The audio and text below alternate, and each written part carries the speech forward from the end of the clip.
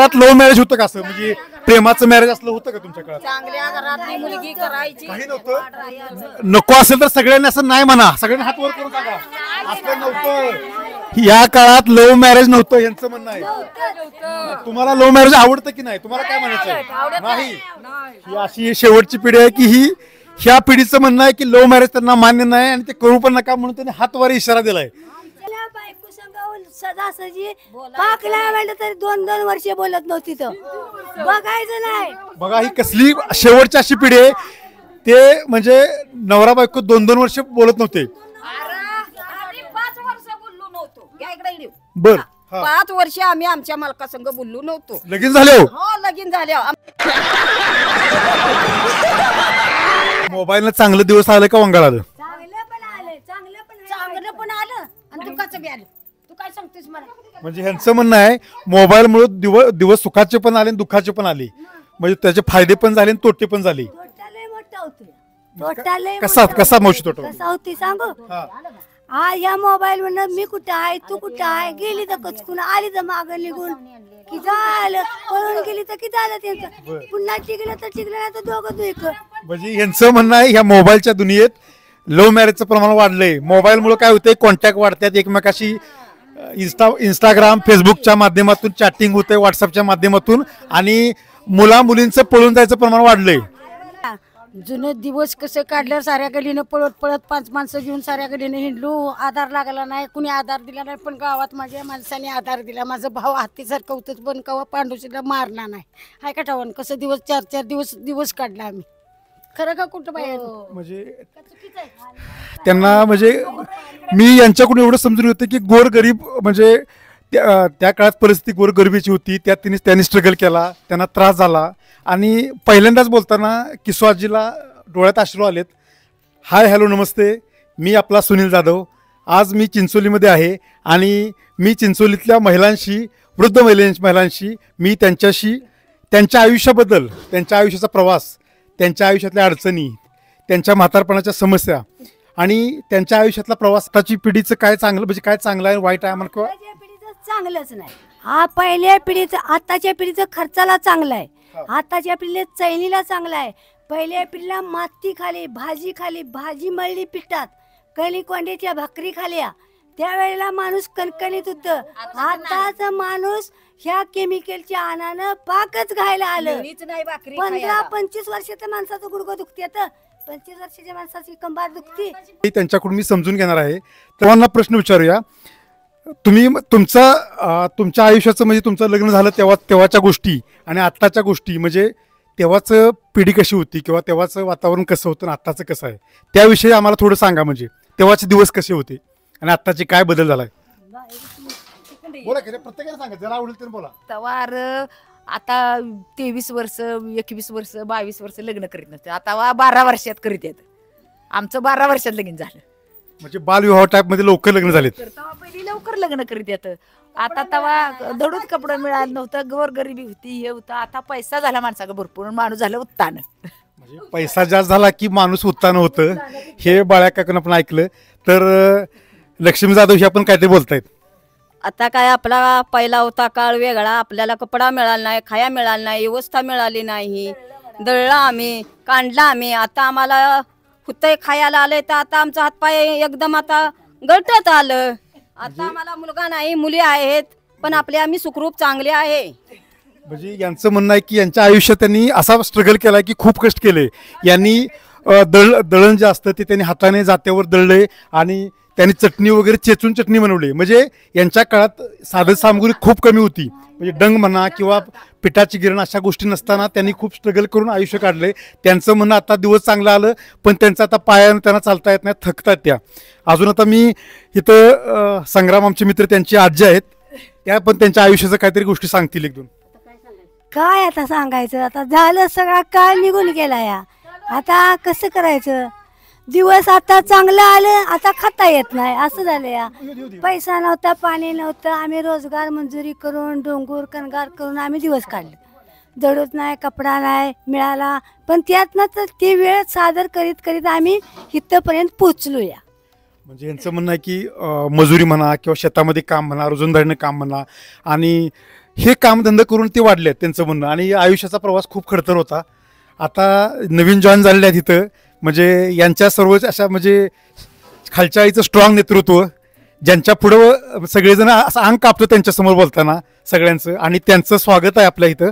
आणि दिवस कसे होते ना आत्ताचे दिवस कसे? अरे बाळा, जुने दिवस कसे काढले, साऱ्या गलीनं पळत पळत 5 माणसं घेऊन साऱ्या गलीनं हिंडलो. आधार लागला नाही, कुणी आधार दिला नाही, पण गावात माझ्या माणसाने आधार दिला. माझा भाऊ हत्तीसारखं होतं, पण कवा पांडुशीला मारला नाही. हाय का ठाऊन कसं दिवस 4-4 दिवस काढला आम्ही. खरं का कुठं बाहेर म्हणजे त्यांना म्हणजे मी यांच्याकडून एवढं समजून होतं की गोरगरीब म्हणजे त्या काळात परिस्थिती गोरगरिबीची होती, त्यात त्यांनी स्ट्रगल केला, त्यांना त्रास झाला. आणि पहिल्यांदाच बोलताना किसवाजीला डोळ्यात अश्रू आलेत आणि त्या आपल्या माध्यमातून त्या अश्रू व्यक्त करतायत. आणि तुमच्या पहिल्या आठवणी सांगा, म्हणजे तुमच्या काळात लग्न कशी होत होती किंवा काय अशा आठवणी त्या वक्ताला ऐकतं कळत होतं का? मला कळतंय का लेका सांग. त्या वक्ताला तुम्ही का नाही, तुम्ही आई वडील काय करील ते आम्हाला तिथं नेऊन उभं केलं. आम्हाला त्यातलं काय करणार होतं? किती वर्ष झाली, किती दिवस झालेले का काय, त्यात काय आपल्याला तसं काय लागणार बेनात नाही. पण आम्ही हाल काढून दिवस काढलेले. म्हणजे यांचं असं म्हणणं आहे की त्यांचे आई वडील ज्या ठिकाणी लग्न लावतील त्या ठिकाणी ते लग्न करत होत्या. पण तिथं तिनं आणलंच पाहिजे. काय वाटेल ते केलं तरी लावलेल्या चुलीला जळायचं, आई बापाचं वचन होतं. म्हणजे तुम्ही बघू शकताय, लावलेल्या चुलीला जळायचं. म्हणजे ज्या ठिकाणी ज्या मुलीला दिल्या त्या ठिकाणी तिनं नांदलं पाहिजे असं यांचं मत आहे. म्हणून आम्ही आईबाकडे मागितलं, आम्हाला आईबाने दडूत घेतलं नाही. आम्ही हाय या कपड्यावर आम्ही नांदाय आलो, तिथंच नांदायचं तर तिथंच नांदलोय आम्ही. ऍक्च्युली मित्रांनो, माझ्या अंगावरती शहार येत आहेत या लोकांची स्टोरी, यांचं स्ट्रगल स्टोरी, यांचा इतिहास ऐकताना माझ्या अंगावरती शहार येत आहेत. अशा प्रकारे यांनी हे दिवस काढलेत, हलाखीचे दिवस काढून आतापर्यंत प्रत्येकाने गरिबी दिवस काढून जगलेत. आणि या आजींशी बोलूया, तुमच्या आयुष्यातलं म्हणजे कसं तुमचं लहानपण गेलं किंवा तुमच्या आयुष्याचा एवढा प्रवास होता आतापर्यंत, तर कसा गेला म्हणजे तो सांगा. आयुष्यात प्रवास होता डोर गुरु बघण्यात. मालक आमचं फिरती होतं, आम्हाला काय तवा त्यावेळेला मिळलं नाही. आम्ही रान माळ केलं, शेतं भातं सांभाळलीत, वैरण काडी आणली, बैल सांभाळलीत, म्हशी सांभाळल्या. तरी आता हातपाय चालत नाहीत, गुडघं चालत नाहीत, कंबारट चालत नाही, उचलत नाही, चाला येत नाही. म्हणजे ह्यांचं म्हणणं यांचा पण प्रवास म्हणजे खूप खडतर झालाय. इथं बसलेल्या प्रत्येकाचा प्रवास खडतर झालाय. प्रत्येकीनं आपल्या आयुष्यात कष्ट कष्ट कष्ट केले, फक्त कष्टाशिवाय. आणि ह्यांचं एवढंच म्हणणं आहे की आणि इथं गंगवाज जे आहेत त्यांनी जरा त्यांचं थोडंसं मी सांगावं त्यांच्या आयुष्यातलं, बाबा काय चांगल्या गोष्टी असतील, वाईट असू दे, काही सांगावं. सांगा तुमचा प्रवास सांगा. काय आम्हाला रोजगार करता करता पुरं झालं, नवरे दारुड तेव्हा होतं, खेळ पोरं बाळा आम्हाला जतन करता करता पुरं झालं. खड्डं किती, घरं किती बांधताना तेव्हा रोजगार तर इकता होता का? 2.5 रुपये रोजगार निसता होता, 2.5 रुपये त्या काळात. म्हणजे यांचं म्हणणं होतं की नवरा दारुडा होता त्या काळात पण त्यांनी कष्ट करून, खड्ड्यावरचे काम किंवा बाकीची कामं करून, कष्ट करून त्या उभा राहिलेत. आणि अजूनही त्यांनी म्हणजे त्यांचं घर सेट केलंय. अशा प्रकारे आहेत. आता मी आमच्या मातोश्री यांच्याशी विचारतो यांना की तुमच्या आयुष्यात, तुमच्या पण आयुष्यात असंच आहे का वेगळं आहे? आमच्या पण असंच आयुष्यात वेगळं आहे. लग्नाला 50 वर्ष होईत आली, त्यापासून आम्ही शेतीत राबलो. आता आपलं आहे चांगलं व्यवस्थित. आईचं म्हणणं आहे 50 वर्ष कष्टात काढलं, आता दिवस चांगले आले. ते तिचं म्हणणं आहे. ती म्हणते आता मी आहे बरी. असं आहे. आता आत्ताची आमची पिढी आहे किंवा आता ही नवीन पिढी आहे आणि जुनी पिढी होती, तर तुमचं काय म्हणणं, आताची पिढीचं काय चांगलं, म्हणजे काय चांगलं आहे, वाईट आहे म्हणा? चांगलंच नाही. हा पहिल्या पिढीचं, आताच्या पिढीचं खर्चाला चांगलं आहे, आताच्या पिढीला चैनीला चांगलं आहे. पहिल्या पिढीला माती खाली, भाजी मळली पिठात, कणी कोंड्याच्या भाकरी खाल्या. त्यावेळेला माणूस कणकणीत होतं. आताचा माणूस ह्या केमिकलच्या आणानं पाकच घायला आलं. 15-25 वर्षाच्या माणसाचं गुडघं दुखते, 25 वर्षाच्या माणसाची कंबार दुखती आणि वज येते का? 25 वर्षाच्या माणसाला वज येते का? आधीचं म्हणणं आहे कोंड्याच्या भाकरी खाल्या किंवा ह्या आहार खाल्यामुळे आम्ही सशक्त होतो, स्ट्रॉंग होतो आणि अजूनही त्या स्ट्रॉंग आहे त्यांचं म्हणणं आहे.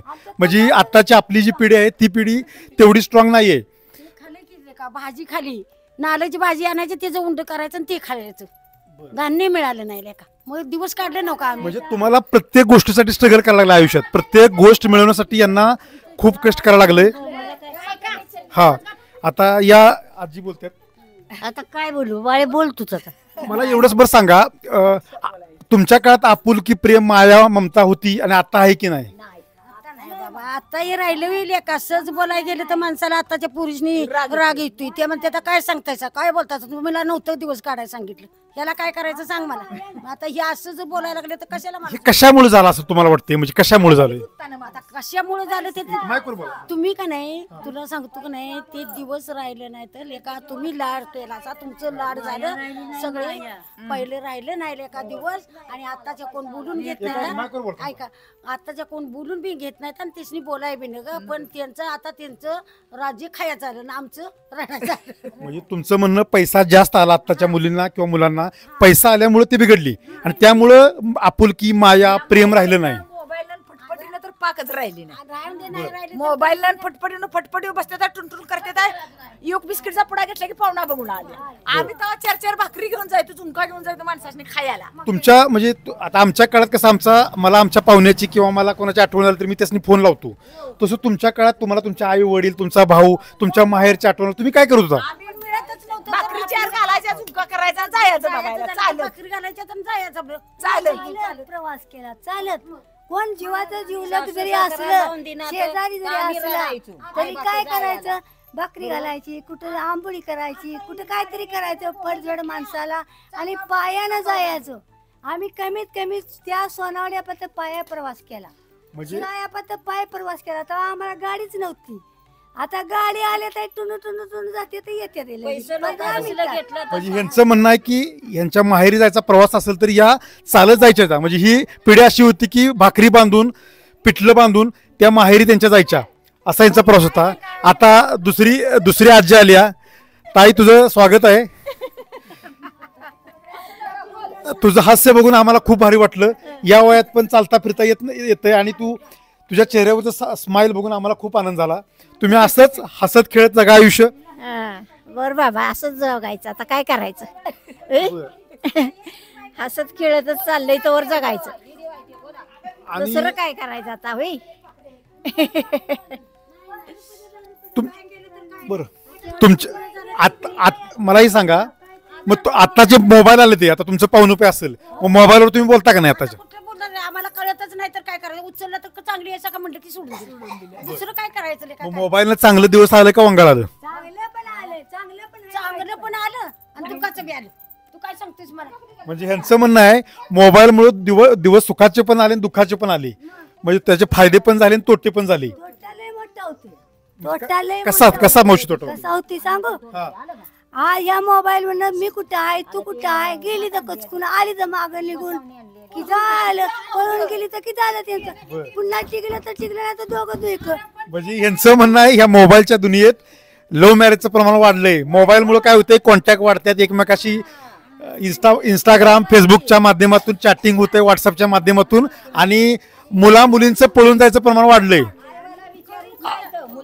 आताची मुलं आई बापाला विचारत नाही. आताची मुलं आई बाला वडिलाला विचारित नाही, तर विचारलं तर तुला काय करायचं, त्याच्यापेक्षा आम्ही विचारितच नाही. आपलं आपण करायचं आणि खायचं, बाकी काय करायचंय. आता पैसे आले ते ही राहतील काढतील वे दिवस.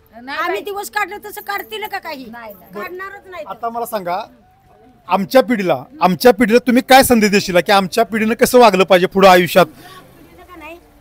तुला सांगतो, तुझ्या पिढीनं जर वागलं का नाही तर आमचं बघून आपला हाय तिने आनंदात मांडून मोरचा मार्ग आमचं बाबा चांगला आहे आणि आम्ही आपलं सुखानं खातोय एवढं म्हणलं पाहिजे. ह्याच्या उपर काय करायला पाहिजे, जी काय करेल ती. त्याच्या मागे या सासून का नाही 2-2 वर्ष चहा दिला नाही का, आम्हाला चहा मिळाला नाही का, काय मिळालं नाही का, तर ती मिळायचाच नाही. तर चहा मिळतच नव्हता लेका, आणि काहीच मिळत नव्हतं. हे गरान शिरा तुमचं आता का नाही गव्हाचं येतंय का नाही, हे सारं गहू शिरा अमकं तमकं आता नवीन तुमचं परात निघते ते का नाही, ती आम्हाला आयातीला ठाऊन होतं. तुमच्या काळात असलं काय नव्हतं.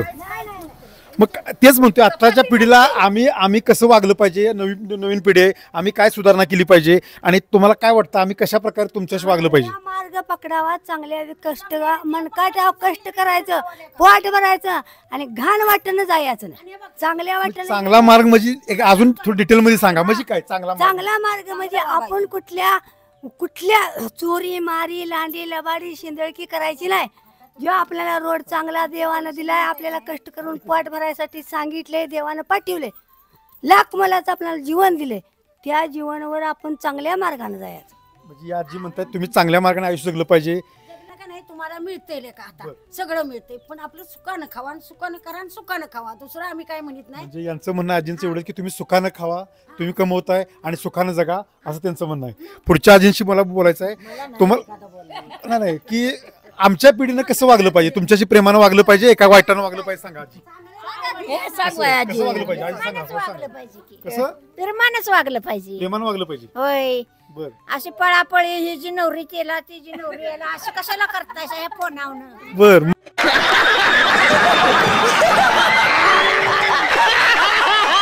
म्हणजे ह्या आजींचं म्हणणं आहे ह्याची नवरी त्याला आणि त्याची नवरी ह्याला असं फोनावनं करू नका तुम्ही, हे त्यांचं म्हणणं आहे. त्यांना ही लव्ह मॅरेजची पद्धत आवडत नाही. मला एक प्रश्न, तुम्हाला तुमच्या काळात लव्ह मॅरेज होतं का? असं म्हणजे प्रेमाचं मॅरेज असलं होतं का तुमच्या काळात? चांगल्या घरातली मुलगी करायची. काही नव्हतं. नको असेल तर सगळ्यांनी असं नाही म्हणा, सगळ्यांनी हात वर करून सांगा असं नव्हतं. या काळात लव्ह मॅरेज नव्हतं यांचं म्हणणं आहे. तुम्हाला लव्ह मॅरेज आवडतं की नाही, तुम्हाला काय म्हणायचं? नाही. ही अशी शेवटची पिढी आहे की ही ह्या पिढीचं म्हणणं आहे की लव्ह मॅरेज त्यांना मान्य नाही आणि ते करू पण नका म्हणून त्यांनी हातवर इशारा दिलाय. नवऱ्याला बायको संग सदासजी पाकला म्हणलं तरी 2-2 वर्षे बोलत नव्हती, तर बघायचं नाही. बघा ही कसली शेवटची अशी पिढी आहे, ते म्हणजे नवरा बायको 2-2 वर्ष बोलत नव्हते. आम्ही 5 वर्ष बोललो नव्हतो. या इकडे येऊ. बर 5 वर्ष आम्ही आमच्या मालकासंग बोललो नव्हतो.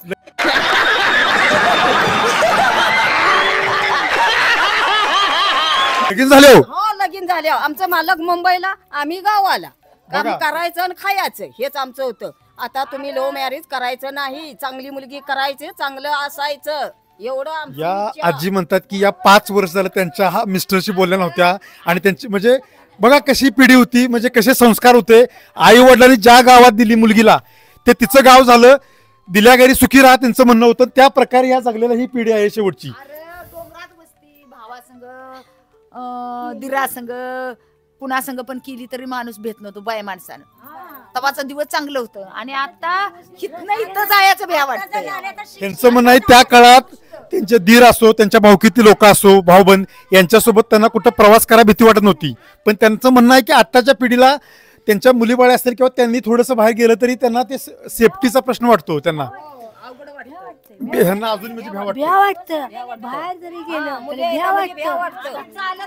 आज ऐका आता कसं आहे, कोण कुणाला ओळखीनं झाले, कोण भाऊ बन कोण ओळखते नाही नाही कोणी कोणाला ओळखत नाही. या हा भाव ओळखना कोण ओळखना आणि राज्यात जाते काय माणसाला शेजारच्या ठाऊ होईना कवा जाते काय पळून त्या काय असं आहे. म्हणजे या आजींचा एवढा जोर आहे की यांचं म्हणणं आहे की त्या रात्री अपरात्री कधीही पळून जातात मुली. आणि तुमचं म्हणजे त्या गोष्टी रोखण्यासाठी तुम्हाला काय तुमचा सल्ला द्या, म्हणजे ह्या बाबा असं लो मॅरेज किंवा मुली पळून जाऊ नये, काय तुमचं काय म्हणणं आहे? असं पळून जाऊ नका, असा गोड करा, दे आपल्या जातीतलं करा, भाऊ बहिणीला ओळखना कोण ओळखना असं करते तुम्ही. यांचं म्हणणं आहे की यांचं इंटरकास्टला यांचा विरोध आहे. यांचं म्हणणं आहे ज्या त्या जातीत लग्न करा आणि सुखासमाधान राहा. ह्या पिढीचं एवढंच म्हणणं आहे. त्यांचं म्हणणं आहे की आम्ही एवढं आयुष्यभर कष्ट केलं आणि तुमच्या कष्ट केलं, गरिबी दिवस काढले, मोज मजुरी केली, क्रेशरच्या कामावर जाऊन मजुरी केली, या लोकांनी काम केलं.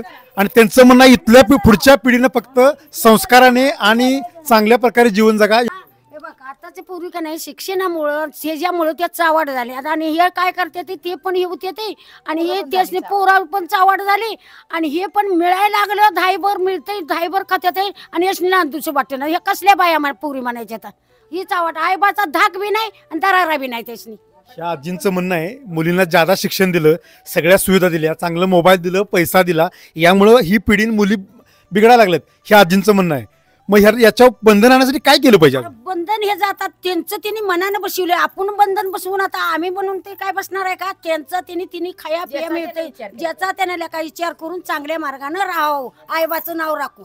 ह्यांचं म्हणणं आहे की मुलींनी चांगल्या मार्गाने राहावं, आईबापाचं नाव ठेवावं, नाव चांगलं ठेवावं आणि अशा प्रकारे राहावं यांचं म्हणणं आहे. चांगले राहावं. आम्ही दिवस कसं काढलं, आम्ही मार खाऊन साऱ्या गडीनं पळत होतो आम्ही म्हणजे यांचं म्हणणं आहे की यांच्या लहानपणी आई वडिलांचा खूप मार खालाय यांनी, असं असं आहे. मग हेच तुम्हाला बोलतोय. आता तुम्हाला सर्वांना म्हातारपणात काय दुखणे आहेत का? दुखण्याचा त्रास होतोय? आता काय गुडघं दुखते त्या, गुडघं दुखते ते, हात कंबर पाय दुखते, दुखते, कंबर आता दुखते. रेट पैसे घातले 4-5 हजार रुपये कमरेनं चालाय ना, गुडघ्यानं चालाय ना. आता काय सगळे तसलीच आहेत. आता काय कबरला करायचं? उठायना बसायना चालायना. या आजींचं असं म्हणणं आहे, आणि ह्या आजींचं दुःख मला माहित आहे. या आजींचं म्हणणं आहे की या वयात त्यांना चालता पण येत नाही, म्हणजे कमरेच दुखणे आहे, तर चाला फिरा येत नाही. मित्रांनो, वयानुसार प्रत्येकाला ह्या फेजमधनं जायचं आहे. तर प्रत्येकानं म्हाताऱ्या माणसाचा विचार केला पाहिजे आणि त्यांना चांगल्या प्रकारे जपलं पाहिजे, त्यांच्याशी प्रेमानं वागलं पाहिजे. आणि ही शेवटची आपली पिढी आहे, ही आपल्याला मार्गदर्शक म्हणून आहे. याच्यापेक्षा मोठे मार्गदर्शक तुम्हाला कोणीही मिळणार नाही. हीच पिढी मार्गदर्शक समजायचं आणि यांचा चांगला सांभाळ करायचा आणि यांच्याकडून चार गोष्टी मोलाच्या घेणं हेच आपलं कर्तव्य आहे, असं मी म्हणतो. अजून तुम्हाला लेखातच नव मी काय म्हणायचं, सुखी तुम्हाला खाया पिया मिळत असताना, सगळं मिळत असताना तुम्ही जरा वेगळं वाटणं तुम्ही जाताचा म्हणल्यावर कसली माणसं आमच्यासारखं जर दिवस काढला असतं तर चांगलं झालं असतं. पण हे काय तुम्हाला खायला ज्या मोवा मिळतं या म्हणील तसे वागवते ते आणि काय वाटेल ते. पण तुम्ही आत्ताच असं करायला लागला की हे 4 दिवस तिथं राहता की 4 दिवस दुसरं केलं की तिसरं, असलं काय म्हणायचं भविष्य तुमची म्हणजे आत्ताची नाही. ह्यांचं म्हणणं आत्ताची पविशी ही जरा वेगळीच आहे. मग या पविशीनं सुधारलं पाहिजे, यांचं आज्यांचं म्हणणं आहे. या सर्वांनी काही गोष्टी आपल्याला सांगितल्यात आहे. यांचं एवढंच म्हणणं आहे, प्रत्येकाचा आई वडील जे सांगतो ते चांगलंच सांगतो आणि त्या मार्गाने चालावं. बरोबर आजी? स्वतःचा आई वडील काय लेकाचं म्हणा लेकीचं म्हणा काय वाईट करणार आहे, काय चांगलंच करणार. आई बाच्या मर्यादित कोण राहतच नाही, मुलगा पण राहत नाही आणि मुलगी पण राहत नाही. म्हणजे मुलांवर हे वाक्य फक्त मुलींसाठी नाही, मुलांसाठी पण आहे. यांचं म्हणणं दोघांना आहे. ते आत्ताची पिढी म्हणजे मुलगा असो मुलगी असो, ह्या दोघांसाठी चांगलं राहावं, दोघांनी आपला परपंच म्हणावा, आपलं हे करावं, तुमचं केलं तर तुमचं तुम्हालाच मिळेल खाचीला गोडवानी. पण हे काय म्हणायचं 4 दिवस मजा, 4 दिवस इकडं मजा, 4 दिवस तिकडं मजा, हे असं जायचं. नवऱ्याला तू म्हणायचं नाही, लाखाचा असला तर फुकाचा करून ठेवतात. बघा किती मोलाचं वाक्य म्हटलं. लाखाचा नवरा असला तरी त्याला फुक्याचा म्हणून विचारायचं नाही, असं ह्या आजींचं म्हणणं आहे. त्यांनी महिलांनी आपल्या नवऱ्यांचा रिस्पेक्ट करावा, असे आजींचं म्हणणं आहे. तर जुन्या काळामध्ये म्हणजे मी ऐकून आहे की तुमच्या काळात घड्याळ नव्हती, तर मग तुम्हाला टाइम कसं कळायचं? म्हणजे आधी आम्हाला दिवसा आम्ही करू. होय. आणि सकाळी लवकर कसं उठायचं तुम्ही? कोंबडा बावाला की आम्ही उठायचं. कोंबडा भावाला की तुम्ही उठणार सकाळी, पहिला जो कोंबडा वाढत तवा. पण आता आजकाल झाले कोंबडे दिवसाचं पण भावत येते, असं झालंय.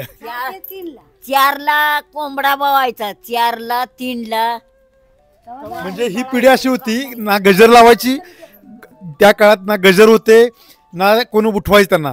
ही पिढी अशी होती की सकाळी 4ला किंवा 5ला जेव्हा कोंबडा जेव्हा बवल, म्हणजे कोंबडा जेव्हा ओरडल तेव्हा उठणार ही पिढी आहे. आणि ही शेवटची पिढी आहे ही पिढी. आणि उठून लवकर उठायचं, दळण दळायचं, ते दळून त्याची भाकरी करायची, कोंड्याच्या भाकरी, ज्वारीच्या किंवा अशा मक्याच्या भाकरी करून खायच्या, असा यांचा प्रवास त्या काळात होता. तर मला तुम्हाला आता पुढचा प्रश्न विचारायचा आहे. लग्न तुम्ही असं ऐकून आहे की तुमच्या काळातली लग्न, म्हणजे आता मला एक सांगा, तुमच्या काळातली लग्न आणि आत्ताची लग्न काय फरक आहे? म्हणजे लय फरक आहे यात. 3 दिवसाची लग्न होती. 3 दिवसाची लग्न होती. 3 दिवसाची लग्न, हळदी लग्न, सकाळचं माणसानी जेवण, हळदीचं झुणका बकरी त्या टायमाला चालू होती. आणि आता नवरा नवरी आणली की देवळात अक्षिता टाकल्या घरला पळाली तर, आणि बकरी कवा कापते ती. म्हणजे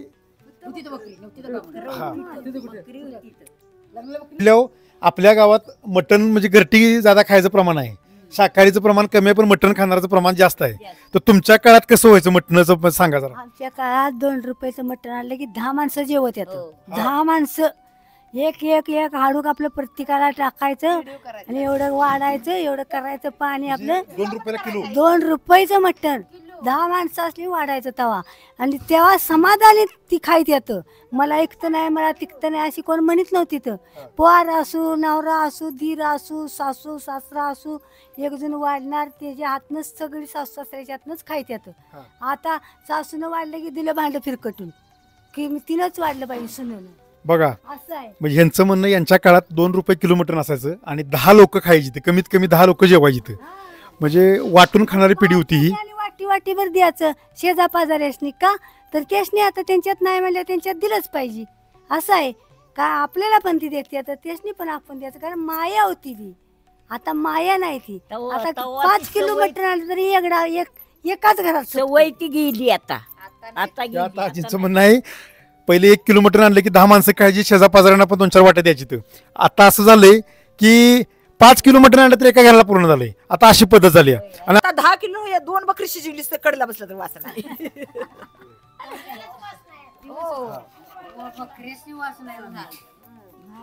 तर धन्यवाद आजी, तुम्ही सर्वांनी आज वेळ काढून तुमच्या आठवणी, तुमच्या लहानपणीच्या तुम्ही जाग्या केल्या आणि तुम्ही असंच गुन्हेगारांना राहा.